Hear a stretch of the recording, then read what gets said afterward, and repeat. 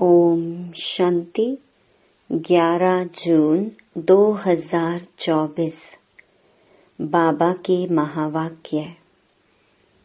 मीठे बच्चे, अब तुम्हें संपूर्ण बनना है, क्योंकि वापस घर जाना है और फिर पावन दुनिया में आना है। प्रश्न: संपूर्ण पावन बनने की युक्ति कौन सी है? उत्तर: संपूर्ण पावन बनना है तो पूरा बैगर बनो। देह सहित सब संबंधों को भूलो और मुझे याद करो, तब पावन बनेंगे। अब तुम इन आँखों से जो कुछ देखते हो, यह सब विनाश होना है। इसलिए धन, संपत्ति, वैभव आदि सब भूल बैगर बनो। ऐसे बैगर ही प्रिंस बनते हैं। ओम शांति। मीठे मीठे रूहानी बच्चों प्रति रूहानी बाप समझा रहे हैं। बच्चे, यह तो अच्छी रीति समझते हैं कि शुरू में आत्माएं सब पवित्र रहती हैं। हम ही पावन थे। पतित और पावन, यह आत्मा के लिए ही कहा जाता है। आत्मा पावन है तो सुख है। बुद्धि में आता है कि हम पावन बनेंगे तो पावन दुनिया के मालिक बनेंगे। इसके लिए ही पुरुषार्थ करते हैं। 5000 वर्ष पहले पावन दुनिया थी। उसमें आधा कल्प तुम पावन थे, बाकी रहा आधा कल्प। यह बातें और कोई समझ नहीं सकते। तुम जानते हो, पतित और पावन, सुख और दुख, दिन और रात आधा आधा है। जो अच्छे समझदार हैं, जिन्होंने बहुत भक्ति की है, वही अच्छी रीति समझेंगे। बाप कहते हैं, मीठे बच्चों, तुम पावन थे। नई दुनिया में सिर्फ तुम ही थे। बाकी जो इतने सब हैं, वह शांति धाम में थे। पहले पहले हम पावन थे और बहुत थोड़े थे। फिर नंबरवार मनुष्य सृष्टि वृद्धि को पाती है। अब तुम मीठे बच्चों को कौन समझा रहे हैं? बाप। आत्माओं को परमात्मा बाप समझाते हैं। इसको कहा जाता है संगम। इसको ही कुंभ कहा जाता है। मनुष्य इस संगम युग को भूल गए हैं। बाबा ने समझाया है, 4 युग होते हैं। 5वां यह छोटा सा लीप संगम युग है। इसकी आयु छोटी है। बाप कहते हैं, मैं इनकी वानप्रस्थ अवस्था में प्रवेश करता हूँ। बहुत जन्मों के अंत के भी अंत में। बच्चों को यह खातिरी है ना, बाप ने इनमें प्रवेश किया है। इनकी भी बायोग्राफी सुनाई है। बाप कहते हैं, मैं आत्माओं से ही बात करता हूँ। आत्मा और शरीर दोनों का इकट्ठा पार्ट होता है। इनको कहा जाता है जीव आत्मा। पवित्र जीव आत्मा, अपवित्र जीव आत्मा। तुम बच्चों की बुद्धि में है कि सतयुग में बहुत थोड़े देवी देवता होते हैं। फिर अपने लिए भी कहेंगे, हम जीवात्मा जो सतयुग में पावन थी, वह फिर 84 जन्मों के बाद पतित बनी है। पतित से पावन, पावन से पतित, यह चक्कर फिरता ही रहता है। याद भी उस पतित पावन बाप को करते हैं, तो हर 5000 वर्ष बाद बाबा एक ही बार आते हैं, आकर स्वर्ग की स्थापना करते हैं। भगवान एक है, जरूर वही पुरानी दुनिया को नया बनाएंगे। फिर नए को पुराना कौन बनाता है? रावण, क्योंकि रावण ही देह अभिमानी बनाते हैं। दुश्मन को जलाया जाता है, मित्र को नहीं जलाया जाता है। सर्व का मित्र एक ही बाप है, जो सर्व की सद्गति करते हैं। उनको सब याद करते हैं, क्योंकि वह है ही सबको सुख देने वाला। तो जरूर दुख देने वाला भी कोई होगा, वह है 5 विकारों रूपी रावण। आधा कल्प राम राज्य, आधा कल्प रावण राज्य। स्वास्तिका निकालते हैं ना, इसका भी अर्थ बाप समझाते हैं। इसमें पूरा चौथा होता है, जरा भी कम जास्ती नहीं। यह ड्रामा बड़ा एक्यूरेट है। कोई समझते हैं हम इस ड्रामा से निकल जाएं, बहुत दुखी हैं। इससे तो आकर ज्योति ज्योत समाएं व ब्रह्म में लीन हो जाएं, लेकिन कोई भी जा नहीं सकता। क्या क्या ख्यालात करते हैं, भक्ति मार्ग में प्रयत्न भी भिन्न भिन्न करते हैं। सन्यासी शरीर छोड़ेंगे तो ऐसे कभी नहीं कहेंगे कि स्वर्ग व वैकुंठ पधारा। प्रवृत्ति मार्ग वाले कहेंगे फलाना स्वर्ग पधारा। आत्माओं को स्वर्ग याद है ना, तुमको तो सबसे ज्यादा याद है। तुमको दोनों की हिस्ट्री ज्योग्राफी का पता है और कोई को पता नहीं। तुमको भी पता नहीं था। बाप बैठ बच्चों को सब राज समझाते हैं।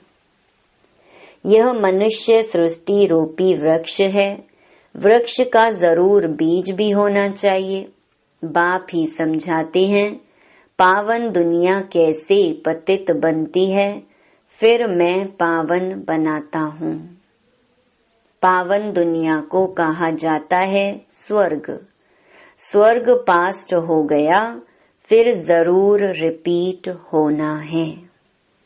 इसलिए कहा जाता है वर्ल्ड की हिस्ट्री रिपीट होती है, अर्थात वर्ल्ड ही पुरानी से नई, नई से पुरानी होती है। रिपीट माना ही ड्रामा है। ड्रामा अक्षर बहुत अच्छा है, शोभता है। चक्र हूबहू फिरता ही रहता है। नाटक को हूबहू नहीं कहा जाता। कोई बीमार हो पड़ते हैं तो छुट्टी ले लेते हैं। तो तुम बच्चों की बुद्धि में हैं, हम पूज्य देवता थे, फिर पुजारी बने। बाप आकर पतित से पावन बनने की युक्ति बताते हैं, जो कि 5000 वर्ष पहले बताई थी। सिर्फ कहते हैं बच्चों मुझे याद करो। बाप पहले पहले तुमको आत्म अभिमानी बनाते हैं। पहले पहले यह सबक पाठ देते हैं, बच्चे अपने को आत्मा समझो, बाप को याद करो। इतना तुमको याद कराता हूँ, तुम फिर भी भूल जाते हो। भूलते ही रहेंगे जब तक ड्रामा का अंत आए। अंत में जब विनाश का समय होगा, तब पढ़ाई पूरी होगी, फिर तुम शरीर छोड़ देंगे। जैसे सर्प भी एक पुरानी खाल छोड़ देते हैं ना, तो बाप भी समझाते हैं तुम जब बैठते हो अथवा चलते फिरते हो, देही अभिमानी होकर रहो। आगे तुमको देह अभिमान था, अब बाप कहते हैं आत्म अभिमानी बनो। देह अभिमान में आने से तुमको 5 विकार पकड़ लेते हैं। आत्म अभिमानी बनने से कोई विकार पकड़ेगा नहीं। देही अभिमानी बन बाप को बहुत प्यार से याद करना है। आत्माओं को परमात्मा बाप का प्यार मिलता है इस संगम युग पर। इसको कल्याणकारी संगम कहा जाता है, जबकि बाप और बच्चे आकर मिलते हैं। तुम आत्माएं भी शरीर में हो, बाप भी शरीर में आकर तुमको आत्मा निश्चय कराते हैं। बाप एक ही बार आते हैं, जबकि सभी को वापस ले जाना है। समझाते भी हैं, हम तुमको कैसे वापस ले जाएंगे। तुम कहते भी हो हम सभी पतित हैं। आप पावन हो, आप आकर हमको पावन बनाओ। तुम बच्चों को पता नहीं है कि बाबा कैसे पावन बनाएंगे। जब तक बनावे नहीं तब तक क्या जाने। यह भी तुम समझते हो आत्मा छोटा सितारा है, बाप भी छोटा सितारा है, परंतु वह ज्ञान का सागर, शांति का सागर है। तुमको भी आप समान बनाते हैं। यह ज्ञान तुम बच्चों को है, जो फिर तुम सबको समझाते हो। फिर सतयुग में जब तुम होंगे तो यह ज्ञान सुनाएंगे क्या? नहीं, ज्ञान सागर बाप तो एक ही है, जो तुमको अभी ही पढ़ाते हैं। जीवन कहानी तो सबकी चाहिए ना, वह बाप सुनाते ही रहते हैं, परंतु तुम घड़ी घड़ी भूल जाते हो। तुम्हारी माया के साथ युद्ध है। तुम फील करते हो बाबा को हम याद करते हैं, फिर भूल जाते हैं। बाप कहते हैं माया ही तुम्हारी दुश्मन है, जो तुमको भुला देती है, अर्थात बाप से बेमुख कर देती है। तुम बच्चे एक ही बार बाप के सम्मुख होते हो, बाप एक ही बार वर्षा देते हैं, फिर बाप को सम्मुख आने की दरकार ही नहीं। पाप आत्मा से पुण्य आत्मा स्वर्ग का मालिक बनाया, बस फिर क्या आकर करेंगे। तुमने बुलाया और मैं बिल्कुल पूरे टाइम पर आया। हर 5000 वर्ष बाद मैं अपने समय पर आता हूँ। यह किसको भी पता नहीं है। शिवरात्रि क्यों मनाते हैं, उसने क्या किया, किसको भी पता नहीं है। इसलिए शिवरात्रि की हॉलिडे आदि कुछ नहीं करते हैं, और सबकी हॉलिडे करते हैं, लेकिन शिव बाबा आते हैं, इतना पाठ बजाते हैं, उनका कोई को पता नहीं पड़ता, अर्थ ही नहीं जानते। भारत में कितना अज्ञान है। तुम बच्चे जानते हो कि शिव बाबा ही ऊंच ते ऊंच है, तो जरूर मनुष्यों को ऊंच ते ऊंच बनाएंगे। बाप कहते हैं मैंने इनको ज्ञान दिया, योग सिखाया, फिर वह नर से नारायण बना। उन्होंने यह नॉलेज सुनी है, यह ज्ञान तुम्हारे लिए ही है, और किसके लिए शोभता नहीं। तुमको फिर से बनना है और कोई नहीं बनते। यह है नर से नारायण बनने की कथा। जिन्होंने और धर्म स्थापन किए, सब पुनर्जन्म लेते लेते तमो प्रधान बने हैं, फिर उन सबको सतो प्रधान बनना है। उस पद के अनुसार फिर रिपीट करना है। ऊंच पाटधारी बनने के लिए तुम कितना पुरुषार्थ कर रहे हो? कौन पुरुषार्थ करा रहे हैं? बाबा। तुम ऊंच बन जाते हो, फिर कभी याद भी नहीं करते हो। स्वर्ग में थोड़े ही याद करेंगे। ऊंच ते ऊंच बाप है, फिर बनाते भी ऊंच हैं। नारायण से पहले तो श्री कृष्ण हैं, फिर तुम ऐसे क्यों कहते हो कि नर से नारायण बने? क्यों नहीं कहते हो नर से कृष्ण बने? पहले नारायण थोड़े ही बनेंगे, पहले तो प्रिंस श्री कृष्ण बनेंगे ना। बच्चा तो फूल होता है, वह तो फिर भी युगल बन जाते हैं। महिमा ब्रह्मचारी की होती है, छोटे बच्चे को सतो प्रधान कहा जाता है। तुम बच्चों को ख्याल में आना चाहिए, हम पहले पहले जरूर प्रिंस बनेंगे। गाया भी जाता है, बेगर टू प्रिंस। बेगर किसको कहा जाता है?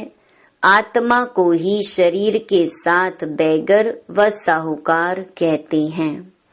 इस समय तुम जानते हो सभी बेगर्स बन जाते हैं, सब खत्म हो जाते हैं। तुमको इस समय ही बेगर बनना है, शरीर सहित। पाई पैसे जो कुछ हैं खत्म हो जाएंगे। आत्मा को बेगर बनना है, सब कुछ छोड़ना है, फिर प्रिंस बनना है। तुम जानते हो धन दौलत आदि सब छोड़कर बेगर बन हम घर जाएंगे। फिर नई दुनिया में प्रिंस बनकर आएंगे।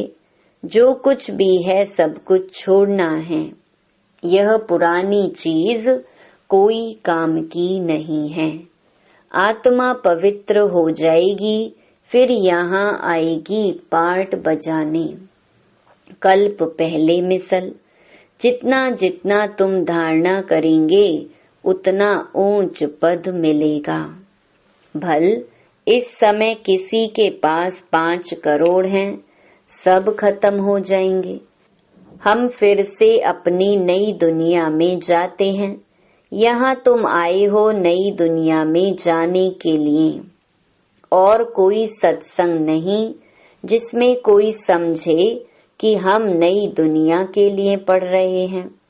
तुम बच्चों की बुद्धि में है, बाबा हमको पहले बेगर बनाकर फिर प्रिंस बनाते हैं। देह के सब संबंध छोड़े तो बेगर ठहराना कुछ भी है नहीं। अभी भारत में कुछ भी नहीं है।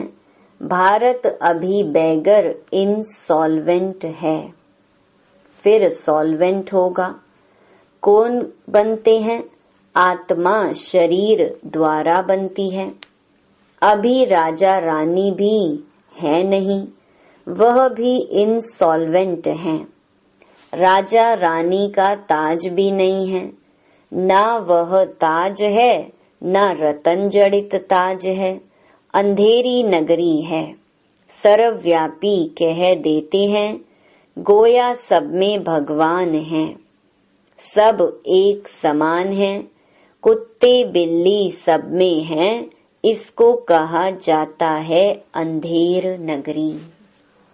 तुम ब्राह्मणों की रात थी, अब समझते हो ज्ञान दिन आ रहा है। सतयुग में सभी जागती ज्योत हैं, अभी दीवा बिल्कुल डल हो गया है। भारत में ही दीवा जगाने की रस्म है, और कोई थोड़े ही दीवा जगाते हैं। तुम्हारी ज्योत उझाई हुई है। सतो प्रधान विश्व के मालिक थे, वह ताकत कम होते होते अभी कुछ ताकत ही नहीं रही है। फिर बाप आए हैं तुमको ताकत देने। बैटरी भरती है, आत्मा को परमात्मा बाप की याद रहने से बैटरी भरती है। अच्छा, मीठे मीठे सिकिलधे बच्चों प्रति मात पिता बाप दादा का याद प्यार और गुड मॉर्निंग। रूहानी बाप की रूहानी बच्चों को नमस्ते। धारणा के लिए मुख्य सार। पहला, अब नाटक पूरा हो रहा है, हमें वापस जाना है। इसलिए आत्मा को बाप की याद से सतो प्रधान पावन जरूर बनाना है। बाप समान ज्ञान का सागर, शांति का सागर अभी ही बनना है। दूसरा, इस देह से भी पूरा बैगर बनने के लिए बुद्धि में रहे कि इन आँखों से जो कुछ भी देखते हैं यह सब खत्म हो जाना है। हमें बैगर से प्रिंस बनना है। हमारी पढ़ाई है ही नई दुनिया के लिए। वरदान, चमत्कार दिखाने के बजाय अविनाशी भाग्य का चमकता हुआ सितारा बनाने वाले सिद्धि स्वरूप भव। आजकल जो अल्पकाल की सिद्धि वाले हैं वह लास्ट में ऊपर से आने के कारण सतो प्रधान स्टेज के प्रमाण पवित्रता के फल स्वरूप अल्पकाल के चमत्कार दिखाते हैं, लेकिन वह सिद्धि सदा काल नहीं रहती, क्योंकि थोड़े समय में ही सतो रजो तमो तीनों स्टेजेस से पास करते हैं। आप पवित्र आत्माएं सदा सिद्धि स्वरूप हैं। चमत्कार दिखाने के बजाय चमकती हुई ज्योति स्वरूप बनाने वाले हैं। अविनाशी भाग्य का चमकता हुआ सितारा बनाने वाले हैं। इसीलिए सब आपके पास ही अंजलि लेने आएंगे। स्लोगन, बेहद की वैराग्य वृत्ति का वायुमंडल हो तो सहयोगी सहज योगी बन जाएंगे। ओम शांति।